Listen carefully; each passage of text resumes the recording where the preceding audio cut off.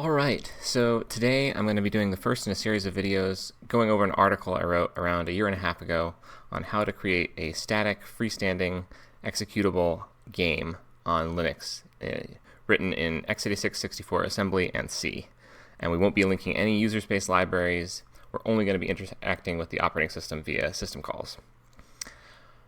Today we're going to be focusing on just how to get a little C runtime up and running so we can write a freestanding C application without having to link libc or this libc C runtime. I'm going to be working in a little void Linux container on my system. It's really just a ch root I'm in, and the void Linux package manager is xpps. So if we xpps query tech-m, we can see what I have installed. And all I have installed today is the base container, so the basic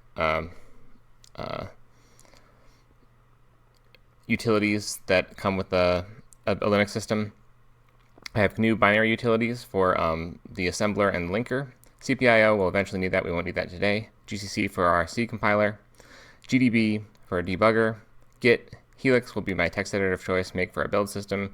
QEMU for later videos when we need to emulate a full Linux system. I have wget to download things from the internet, and then I have Wayland installed just so that if I run any graphical applications, they can interact with the Wayland compositor on my host system.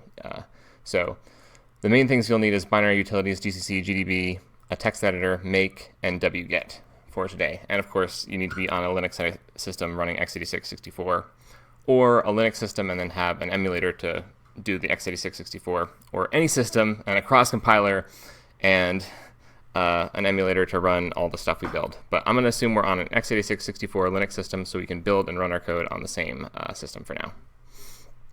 So to get started, let's create a hello world program. So I'm going to make a hello directory. We're just going to write this in normal C. So let's write hello.c. We can include standard IO. Write our int main, int argc, char pointer for argv. And all we're going to do is print hello from the program name. So we're going to printf hello from %s, new line, and then we're going to get the program name will always be the first command line argument, so argv bracket 0. We jump into a new terminal and we go into our directory here. We compile with gcc hello.c, and we run hello. We get hello from /hello. Okay, so to write our own C runtime, we need to understand a little bit about what the C runtime is doing and what the System V specification says. And the System V is an application binary interface specification for operating systems. It's pretty standard across Unix systems. Linux uses it. The BSDs use it. We'll go into that shortly. But for now, we need to understand that when we run this program, it's not jumping directly into that main code that we wrote here. It's first jumping into the C runtime. And we can verify that by using read-elf. It's a little utility to dump the information about ELF object files. Executable linker format is the object file format on System 5 operating systems. So if you do tech A, that's for all, hello, and we can pipe that into less to be able to look around. This is going to give us a ton of information about our ELF file. But the thing I'm most interested in here is this entry point address, which is hex 1060. So if we search for that in here, 1060, we can see that this is the address of a symbol called _start. So if we scroll up a little bit, we can see that this is our ELF symbol table, which is a bunch of symbols which are just labeled addresses in the object file that will define parts of code in memory, and also data, but this is code.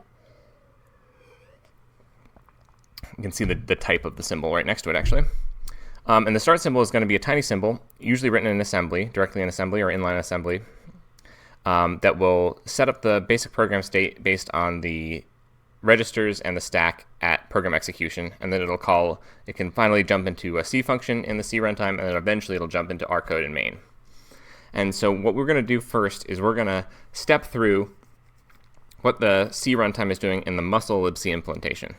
So if we go to our web browser and I already have the page open, we can go to the muscle libc webpage, and let me download the source code. So we'll copy link address, and we can go back to our root directory here, and let's wget this address. So we were downloading the source code for the muscle libc implementation, which is a open source libc for Linux. It's a little less common than glibc, but it's simple and we can compile it right now. So let's extract this. Yep. And then we can go into our muscle directory. And I'm going to make a sysroot here directory. So make it our sysroot muscle debug. And then make dar. Okay. And this is where we're going to install our debug build of muscle. And if we go into muscle libc, we can see that there's a configure script in here that we're going to run to configure our build. So if we do /configure, we're going to do enable debug. We're going to disable shared. We're only going to be building static executables today, and this will decrease the build time. Oh, this needs to be a double dash. And then we're going to set prefix equal home demo, which is my current user, and then that sysroot directory we just made. Configure that, should run fast. And now we can make. I'm going to allow it to use as many processors as it wants. nproc. I'm also going to set the environment variable cflags to disable optimizations, 0, just to make things build a little bit faster still. So this should build quickly.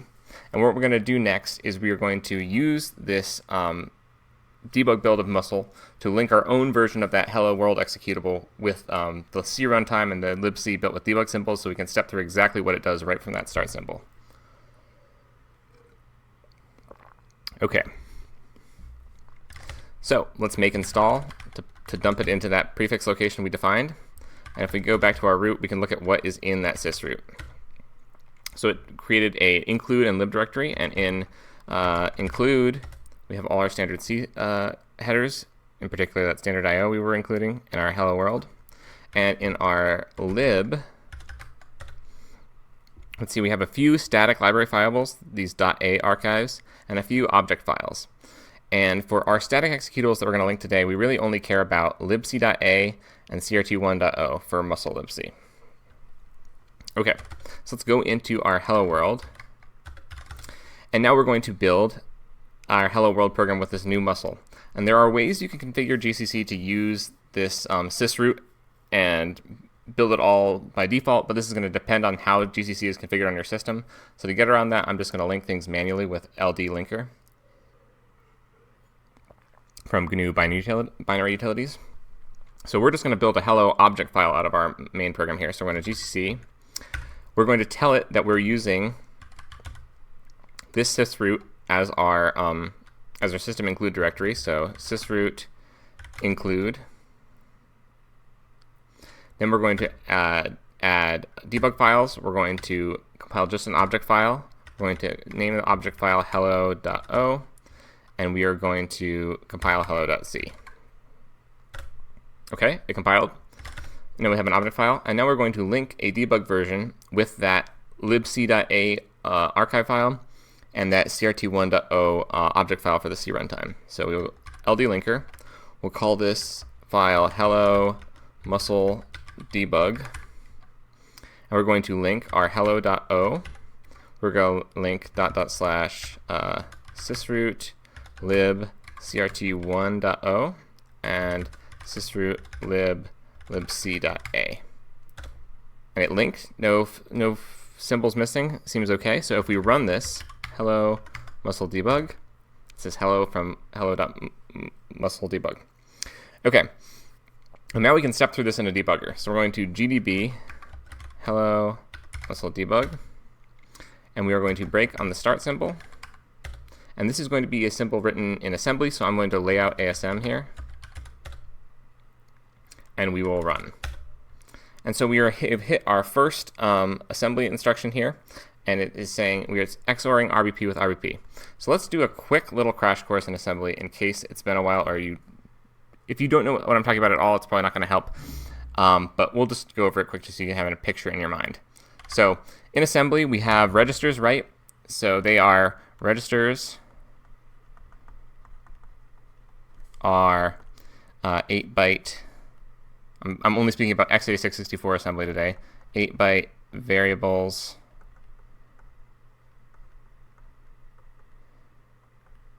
on the CPU. So we have general purpose registers, GP. For example, I'm going to use the AT&T syntax, so RIX. For example, RDI, and so on. We have a few special registers. For example, the stack register, which is RSP %. We have the base pointer, which is RBP, and we have the instruction pointer, which is RIP.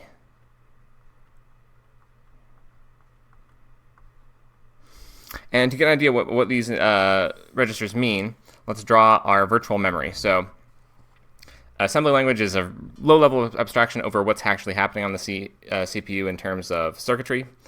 And it's about as low level as you can get. It has a one-to-one correspondence with the bytes in memory that are actually being executed by the CPU. And so let's assume we have, for example, in assembly, we have some function bar, and functions in assembly are just defined as like labels if you've seen that in C. Let's say we have a bunch of code, and then at some point we have a call foo. Assembly, just like in C, you're going to have functions, which are going to be a collection of code put together, and you can pass parameters and such. Not directly. We'll see how that parameters are actually passed. So you can't really pass parameters in, I lied a little bit, you can't really pass parameters in assembly. Let's say we have a function bar that calls foo at some point. Let's see, somewhere else we have a function foo defined. Then let's draw what our virtual memory is going to look like. So I will draw a big array. Virtual memory is kind of an abstraction over the physical memory where it provides a giant array of data that is mapped to the actual physical memory you have somewhere in your computer. And so down here, we'll just to orient ourselves, we're going to have low addresses down here. So for example, starting at 0. And then up here, we'll have high addresses.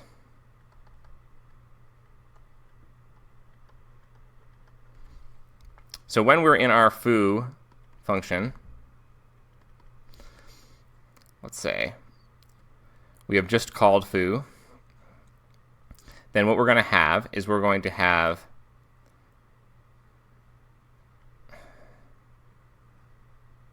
the return address here.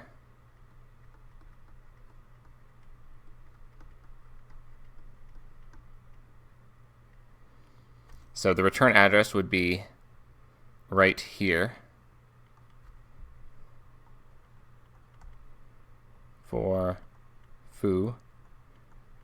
Right? It would be the address of the instruction immediately after our call to foo, because after foo is done, we need to come back here and keep executing bar, right? Then I'm going to call this here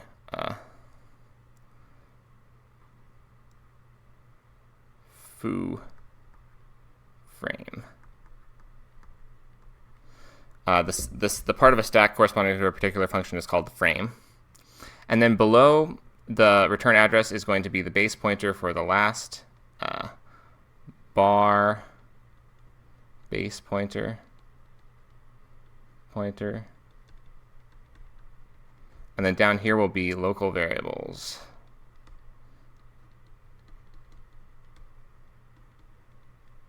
In foo. There can be other stuff here too as well, but for now we'll just consider this. So here's our foo frame right here. And the base pointer is going to point to the base right here. The foo base pointer would be the pointer to right here. So foo base pointer. And then above this would be our information for bar, because this was the function that was executing immediately before this, right, in the stack. And so immediately above this is actually going to be stack function args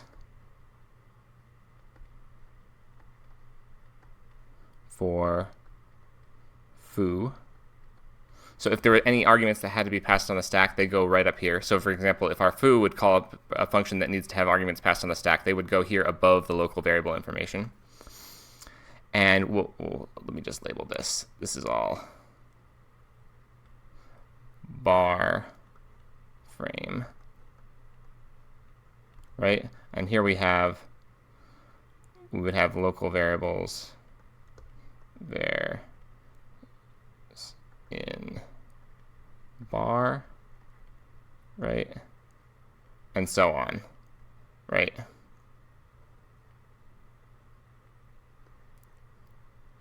For example, up here would be bar return address, right? So the stack is a stack data structure, right? You push stuff on and pop stuff off, and it grows down in memory, at least in the x86-64 System 5 ABI. And so, for example, if foo were going to call a function, it would, if it needed to pass any arguments on the stack, they would go here, and then the frame for the function it called would go down here. So when we talk about the stack, that's what we should picture in our mind. And the stack pointer RSP is going to be pointing to the current top of the stack, right? So RSP is going to be pointing here while we're executing foo, right? It's going to be pointing to the top of the stack.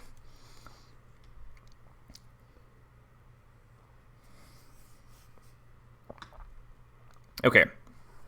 And how you pass arguments to a function, for example, if bar wanted to pass some data to foo, the standard way to do that is if we jump into the System 5 ABI here, which I have pre-opened to the page we want, is user-level applications used as integer registers for passing the sequence RDI, RSI, RDX, and so on. And so the first parameter you would put in RDI, and the second parameter you put in RSI, and so these are registers as I mentioned earlier. And so, for example, if we have a function in C that is int foo of int, right? Then assembly, what would happen is you'd put the integer to pass to foo, like right up here we would move, here's an assembly instruction, move, for example,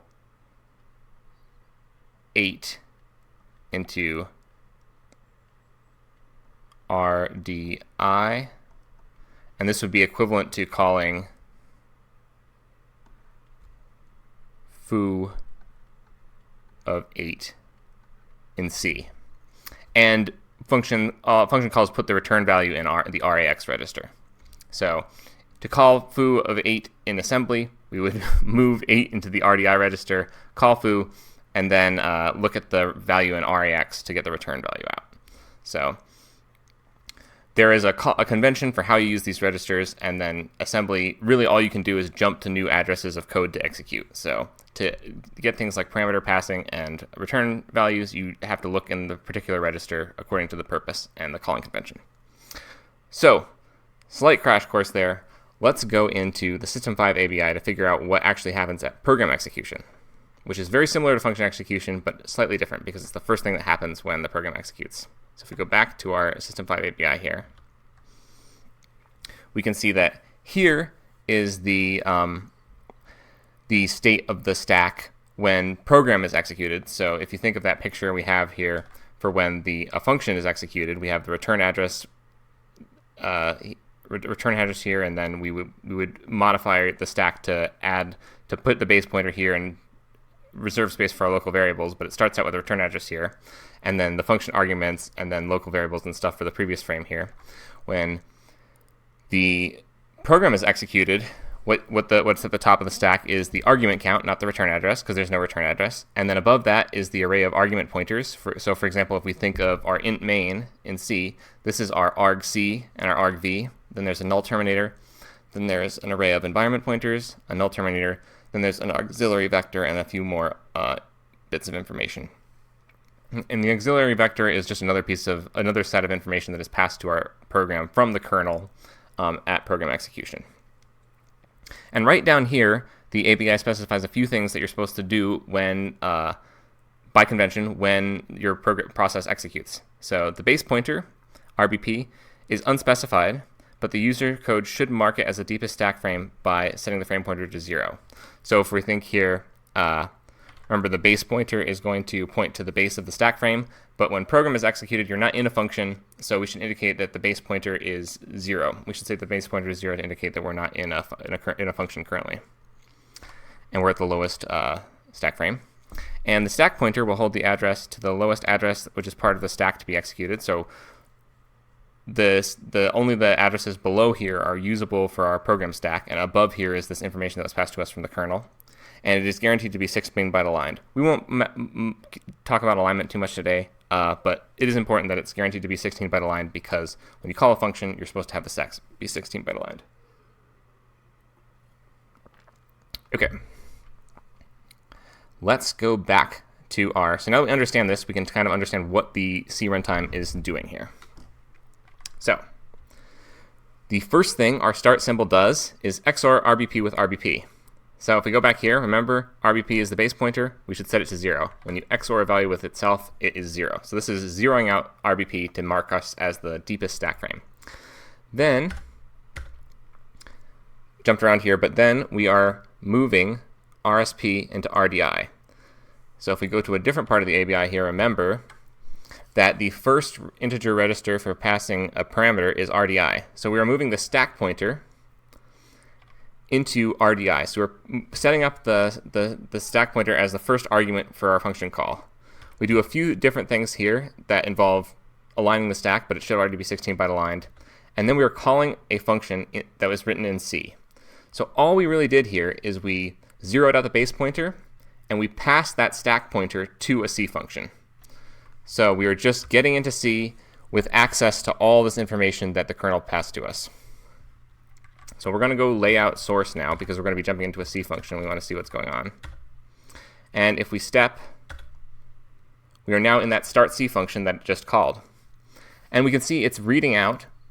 So that pointer, that RSP pointer that we passed, we're considering it as a pointer to long, so those 8-byte signed integer. And we were reading out the first value there of the array as argc, which is what it should be according to the System5 API, right? The first value of this array is going to be the argument count. Then, we are adding 1 to the pointer, right? So because longs are 8 bytes in 64-bit systems, or x86 64, Linux anyway, adding 1 to the pointer is actually incrementing the address by 8, and then we're calling that argv, which again, if we go to the System5 API, is exactly what it should be. 8 plus RSP should be the beginning of that array of argument pointers. And then we're jumping into a function that is written in the libc archive that we've built. So all that crt1.o file was doing is this stuff right here. And then we're jumping to a function from libc that is going to initialize the stuff in libc that is necessary. So if we step in to here, we can see that this is reading off the environment pointer as the argument vector plus the argument count plus 1. So that is argument vector right here plus the argument count. That gets up to the null terminator for that array. And then we add 1 to skip past the null terminator and get to the start of that environment vector, right? Then we're going to jump into an initlibc function, passing in the environment pointer and also the program name, which is argv bracket 0, right? Step in here. This is setting up the libc state based on the auxiliary vector. So for example, if we jump down here, we can see that it is iterating through that environment vector until it finds one that is 0. So if we look at our picture of what the stack should be here, it's iterating through these environment pointers until it hits this null terminator, and then it's setting the auxiliary vector to be the address right after that, which is exactly what the ABI specifies. The auxiliary vector has a bunch of information. For example, if we jump down here, we can see that it has the page size. When you ask the operating system to allocate virtual memory for you, it allocates it in chunks according to the page size. So this is important for libc to know what it needs to pass to mmap, the memory mapping system call. If we jump down here, we can see it's setting up the program name. And since we're in a debugger, we can actually print what the program name is here. So the program name full should just be the full path, the path to the program that was executed, which in our case, when GDB is executing our program, it's actually executing the absolute path. So we get this full path to our executable. And the program name that it parsed out is just going to be that final name. It parses the thing after the final /. Here, it's calling an init TLS function. We won't care about today. It's going to be initializing thread local storage. Just jumping over that. This is init SSP. So if you have stack protector functionality turned on in your C compiler, for example, GCC and Clang both have this, and then this will initialize the state of the stack protector stuff. And right now, I don't believe our program is using the stack protector. So if we jump in here, yep, it's just a dummy function that does nothing. So if we step out, a few more things going on. We have a little bit of a memory barrier here. Then we're stepping into stage 2. libc start init is going to do a few more libc initialization things that I won't care about because they're not related to the ABI or what we have to write ourselves. And then it's calling our main function written in C with argc, argv, and the environment pointer, which you can also pass. Our main function didn't take it, but it's an option to take it. And then it's passing the return value of main to the exit system call to exit our program. And down below is a return 0, which shouldn't be hit. It should be unreachable. And if we step in here, we can say we get to our actual code, which is printf. Okay. So let's run this from start again. Oops. Layout, ASM, run.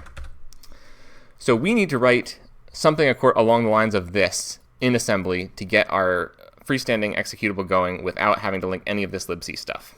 So let's get to that. So let's go to the root of our home directory here, and let's make a new directory. I'm going to call it dumb cycle, even though for today we're not going to get anywhere close to a light cycle game. We might as well get started somewhere. So let's make a source directory, and then we are going to let's get out of here, cd to our dump cycle on this terminal, and let's edit our first text file, which will be source/runtime.s. Okay, so we're going to be writing an assembly file for the GNU assembler, which means the first thing we need to say is that we are writing, the first thing we're going to write is we're writing code, so we want to tell it that text. This is a text section, which is executable code. Then we're going to write a start symbol, our underscore start symbol. The first thing we're going to do is, just like the C runtime we just stepped through, we're going to XOR RBP with RBP to zero out the base pointer. To have an idea of what's going on, let's also edit our source/main.c open source main.c. I get confused between Vim and Helix some days. And we're going to have our void underscore start c. We'll name it the same as muscle named theirs. And we're going to take, unlike muscle, we're going to take an int argc and a char pointer argv. We're going to pass those directly from assembly. So what we're going to do is we're going to move RSP into RDI, first parameter register, right? And what these parentheses mean is dereference. So we're doing that dereference in assembly here and getting the argument count and moving it into RDI. So this is saying look up the address that RSP is pointing to and read that out into RDI. So that's moving the argument count into RDI, which is the first parameter register. And then the second parameter register, just to double check for us here, is going to be RSI. And so to pass that second parameter, we're going to move the address RSP into RSI. But of course, this address is pointing still to this argument count, so we need to add 8 to get to the beginning of that argument vector, right? To get to RSP plus 8. So we need to add $8, that is for the literal 8 in this AT&T assembly syntax, to RSI. So now we've set up our parameters, and all we need to do is call start C. And after this, I'm going to actually insert an undefined instruction, UD2 here, just to crash the program if start C happens to return. If you remember, the C runtime was calling exit after it called main, so it should never have actually returned from that function and hit that return 0. But our function is not doing, our C function is not doing that right now, and so it is actually going to return. And instead of just executing whatever's going on after this, I'm going to insert a undefined instruction to crash the program. So there's a few more things we need to do in our assembly file here. First, we need to tell it that this start symbol is actually a symbol that should be exported to the ELF symbol table. So we need to do .global_start. We also need to tell it that this start C symbol that we're calling is a external symbol that should be defined in another object file. So we're doing extern start C. And at the end of our file here, I'm going to copy paste this from the article because it's a little cryptic. We're going to have this line that tells the GNU assembler that the stack should not be executable. And it's just a line that you should generally include at the end of most assembly files if you're writing them for purposes like this. So we should be able to have enough here to compile a executable. It's not going to do anything. It's just going to hit this undefined instruction and crash, right? But we can compile. So what we're going to do is we're going to assemble our assembly function. We'll call that source/runtime.o, and we're assembling it from source/runtime.s.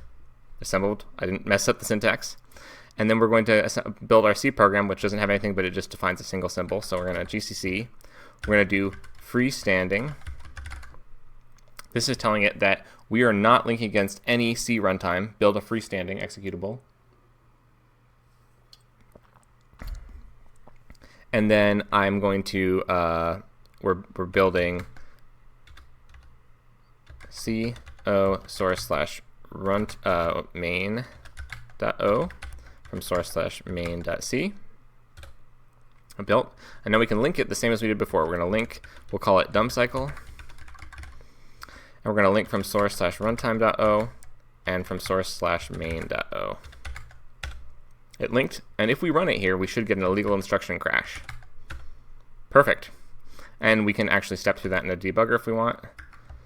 Dump cycle, b start, layout ASM, run.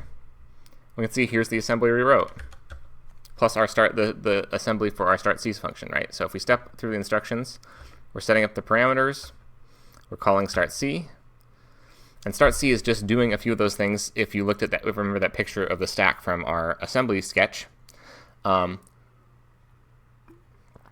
And so it's pushing the base pointer, which is, if we look at our picture here, that is putting the base pointer for the old function right above the return address on the stack there. And then it is, oops, I stepped too far.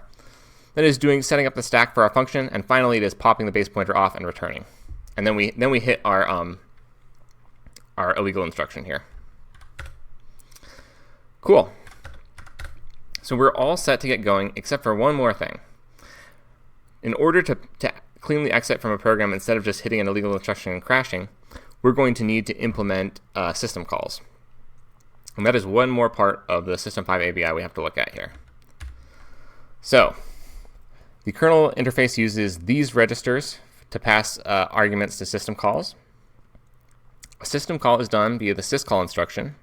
It clobbers these registers but preserves all registers except for RAX. We won't mind about that too much. We're going to do some very basic things.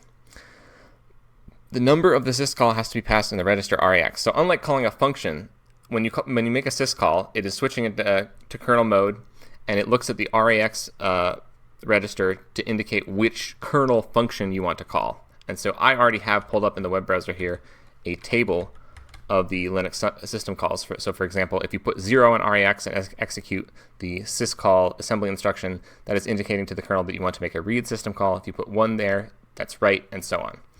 And so for example, the system call that we want is exit, which we'll look up later. So system calls are limited to 6 arguments, these 6 registers that I listed off up here. And returning from a syscall, the RAX register contains the result, just like with a function call. And if you have a value between -495 and -1, that indicates an error. And that is because syscalls are generally returning unsigned integers, so non-negative numbers. And so this high-end number is used to indicate an error, or they're returning pointers. And the high end of the pointer, the virtual address space, is off limits for System 5 systems, and so it can be used to indicate an error as well. So it's kind of a result value, like an error, and a value packed into one 8-byte word. And that's what the kernel returns. Okay, so we need to implement a assembly function that will translate a C function call into a system call to the Linux kernel. So we can do that very simply. We will just implement another symbol here, so we'll call it _syscall. And the first thing we need to do is let's write our system call function here. So to make things a little less wordy, I'm not using the freestanding headers. So let's scroll down here and find what I was doing. Since I'm not using any include directives, so I won't be using the standard shorthand. I'm going to be defining these shorthand type defs. So, for example, a short is a signed 16-bit integer, so I'm going to call it an I16, and so on. Unsigned long is an unsigned 64-bit integer, U64.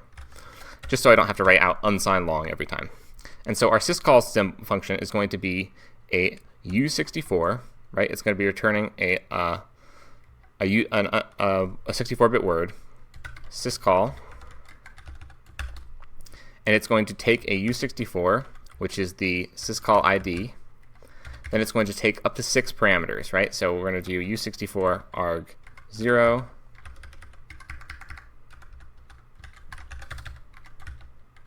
arg1, arg2, 3, arg4, and arg5.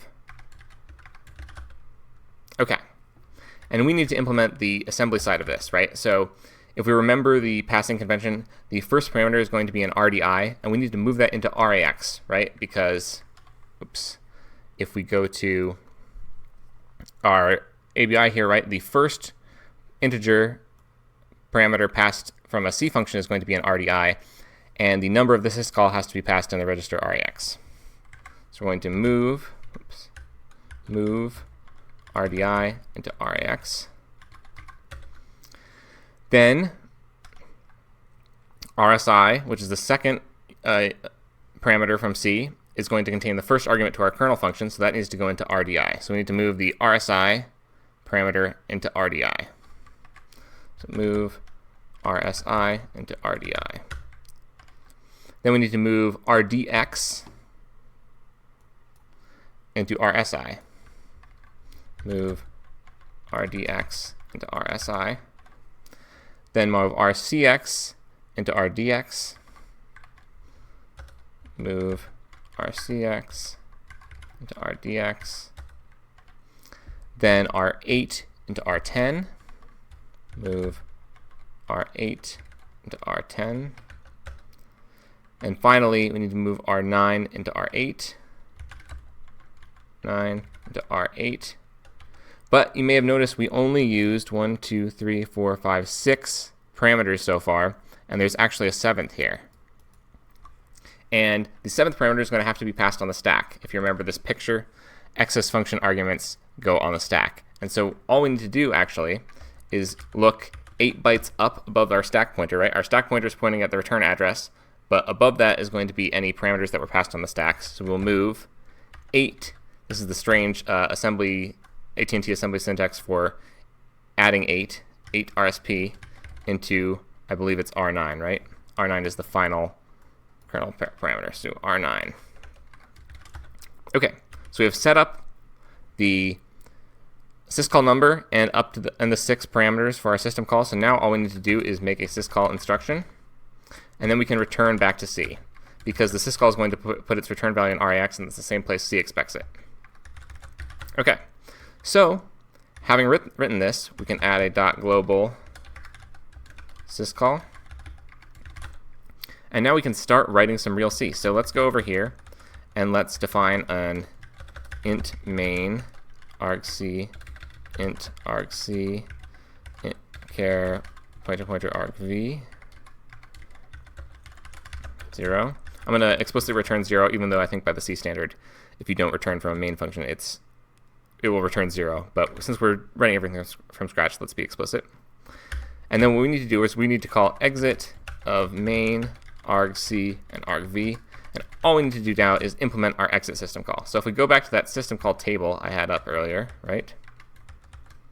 We need to search for exit here. And exit is system call 60. And it takes one parameter, which is the error code.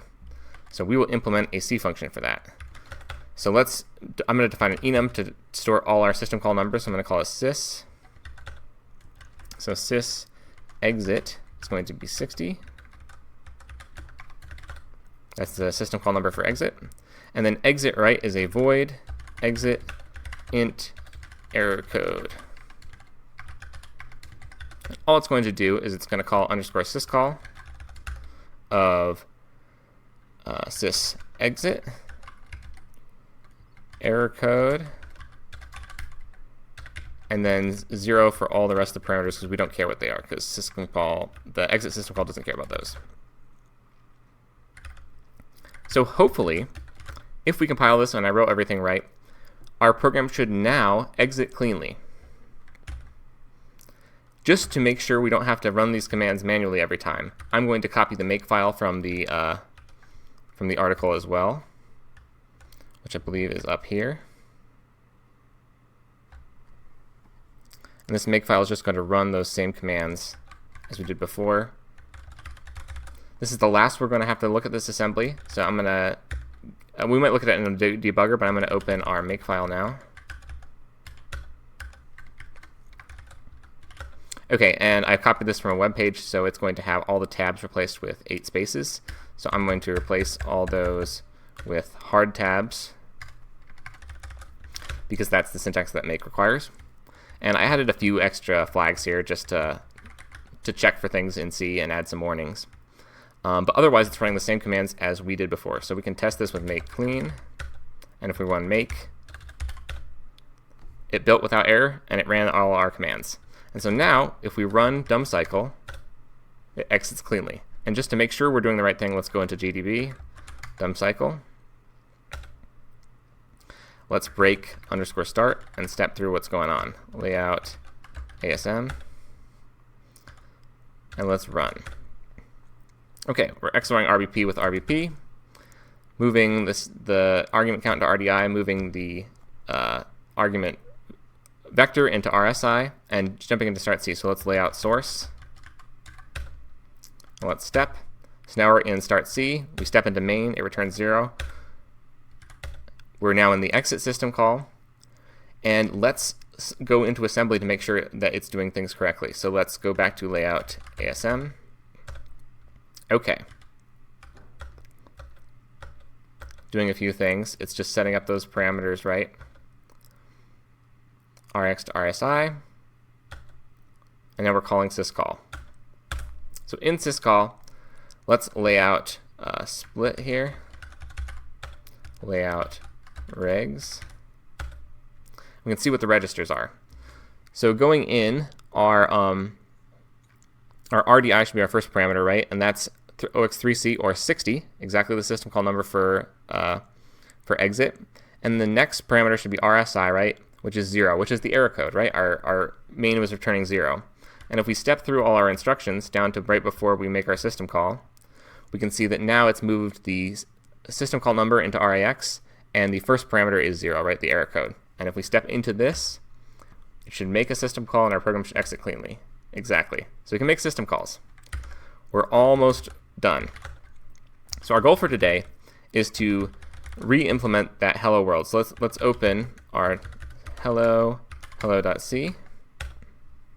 So our goal for today is to re-implement hello world. So let's just add a write system call to be able to write text to standard out. And so if we go to our system call table and we scroll up to write. Remember that the write was system call 1, and it took a file descriptor to write to, a buffer of bytes, and a size of the buffer. So we can write that pretty easily. So sys write is 1. Every process on Linux is going to have 3 file descriptors open by default. So we'll do enum standard going to have standard in is going to be file descriptor 0, standard out is file descriptor 1, and standard error is going to be file descriptor 2. And now for our write system call, remember it's going to return the number of bytes written. I'm going to return I64 because it's either going to be a non-negative number for the number of bytes written or a negative error code. We're going to go write. It's going to take an int file descriptor, right? A char pointer bytes or buff, and it's a const char pointer actually. And then a I64 len. I'm going to use signed there. You could use unsigned, I think, by default, but just to avoid signed conversion, I tend to prefer signed. And then we're going to make our syscall. We're going to return the value of it this time, right? Because this syscall is actually returning a value. So exit was just exiting our program. Syscall of syswrite. We're going to pass the file descriptor. We're going to pass cast as a U64 the buffer pointer, and then we're going to pass the len. And then 3 zeros, right? So we have our write system call, and to test it in our main, we can make an array. So let's do a char array message, and we'll say hello from, and eventually we'll have to grab out our argument name, but we're just testing for now. So let's do write standard out message, and then size of message. But message is actually being constructed from a string literal here, which will have a null terminator, and we don't need that, so we can subtract 1. So hopefully, if we compile this, we don't need to be in our debugger, we make it built, and if we run num cycle, it says hello from. We were able to write to standard out and read it. Cool. Okay, so our last thing to do is to parse out the length of this. We need to grab this first string from our command line arguments, right? And we need to find the length, and it's going to be a null terminated string. So we need to implement a little bit from the C standard library called strlen. So we're going to have an I64 strlen of a const char pointer string. And all it needs to do is walk down the string and count until it hits a null terminator. So we're going to have an I64 len going to equal 0 for const char pointer c is going to equal stir while the character is not equal to 0, and then it's going to increment 1, c++, right? So we're going to increment the pointer while it's not equal to 0, and in each loop we're going to increase length by 1, so len++. And we'll return len. Very basic implementation of strlen. And so now we can write our full hello world. So we're going to replace this with a space, okay? And now we can write standard out argv bracket 0. And instead of size of, we're going to actually, this is a null terminated string and not an array, right? So we can't use size of to get the size, but we're going to use strlen of argv bracket 0. And then we can write a null terminator, right? Standard, or sorry, not a null terminator, a new line. 1.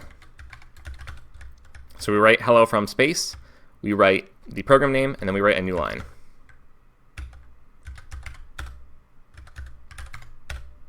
Hello from dump cycle. And we're done. See you in the next video.